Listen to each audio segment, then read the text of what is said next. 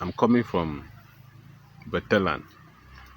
I notice in our land that the people are still practicing the true democracy that African people know about.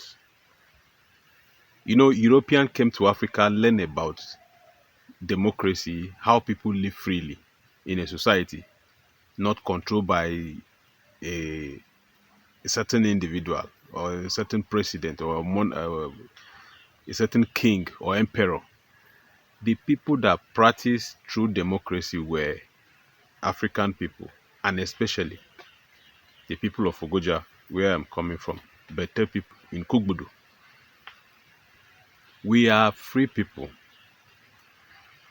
Our government, even till right now, we still practice a government system where the people, the people's opinion still counts in governance, how they govern themselves according to the traditional laws of the people. And if any of their citizen or any of their indigene go against these traditional laws according to the people, justice is divine. The justice system is divine. They just need to make a pronouncement that if anyone go against the decree of the people, consequences should befall the person, and that's all. And if anybody go against the will of the people or the decree or whatever the people agrees, there there are consequences that befall them. They don't. So the society did not even need enforcement agents to enforce any law. They don't have any agent to enforce the law because is governance begin from the family level, and to an extent that they everybody knows the law. Everybody is the law. The family protects the image of the family because if anyone commits any act of criminality, it is a damnation upon the family. The shame will be on the family. And one of these shame will be that people will not want to associate with the family. People will not want to marry into the family or marry from the family. So for this reason, parents and elders in a family safeguard the family. They make sure they prevent any act of anything that will bring shame upon the name of the family. So they guide their children at early stage. They teach them the norms in the society. They teach them the laws, the guiding laws and principles of the society. Before any case, there will be an issue, the family will handle it at a family level. If they could not resolve the issue, they move to a larger family level. If they could not resolve the issue at a larger family level, they move to the village level. If they could not resolve, then they move to the large ward level. Then from the ward level to the third entirely, where the paramount ruler will then step in and say, okay, this issue, let's resolve it before involving the government. So in this area, the government have little or no work to do, except now that there are organized crime that the police need to nip in the bud. This happen around the urban areas where the police can swiftly come in and nip out and all that. If not, to all the local communities, they still have this governance system that they won't want government interference. Before even the police cannot go into the rural community to effect arrest. The police will first go to the chiefs of the land. If the chief can't handle the issue before the police can come in, that is if the issues have gone beyond family level to the community level, then the police can be invited in. If not, these people still practice African democracy where the people govern themselves. So when I say a true democracy, government of the people, by the people, and for the people. It means that when Africans govern themselves, we don't have poor people. Today they talk about government feeding the poor. Who created the poor? Having poor people in the society is a creation of the government system, because the government need to keep some people handicapped in order to control them. That wasn't Africa. We learned that in Africa,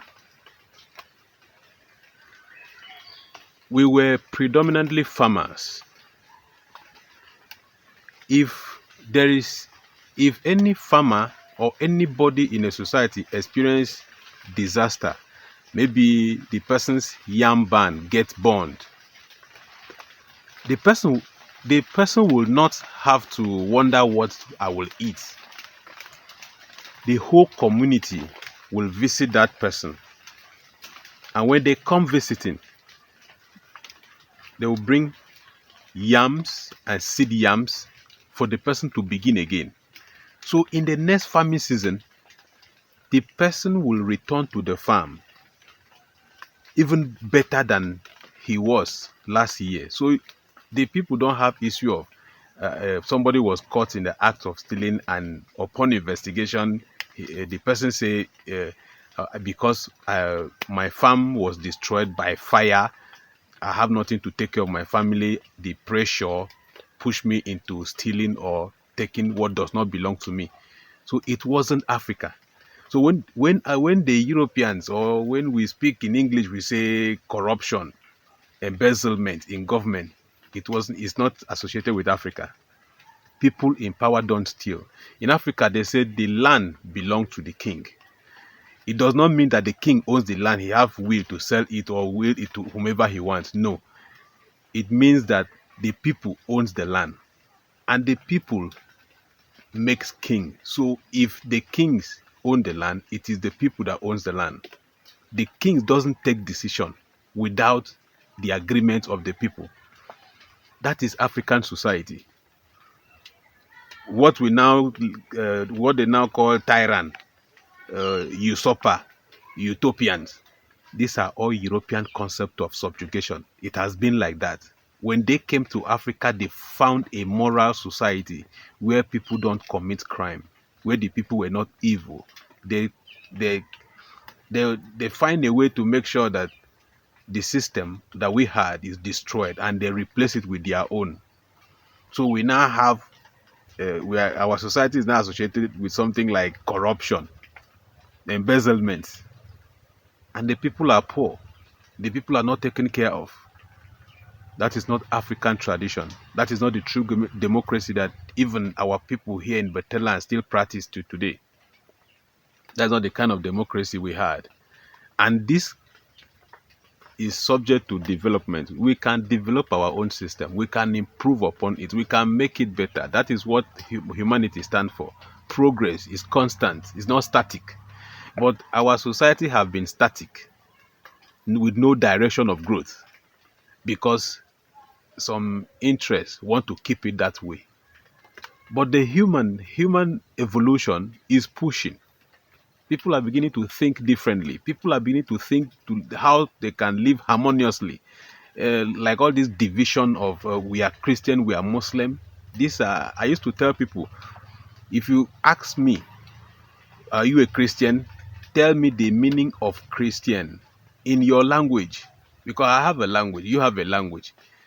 If being a Christian or a Muslim is your identity, how did your ancestor call it? Because everything you know and everything that is associated with you have a name that your ancestor gave it. So what was the name that your ancestor gave your religion? So if you cannot express your identity through your own language, then it is not yours. You need to find a way to identify yourself, because language is the only thing you can use to preserve your culture. You can only preserve your culture in your language. The moment you can no longer mention things or describe things in your language, then you know that you don't have a culture. You only have the culture of those that impose their own language upon you. And that is the identity of our society right now. Thank you for watching. Please subscribe to our channel, like and share. That will encourage us to bring more content like this. Thank you very much.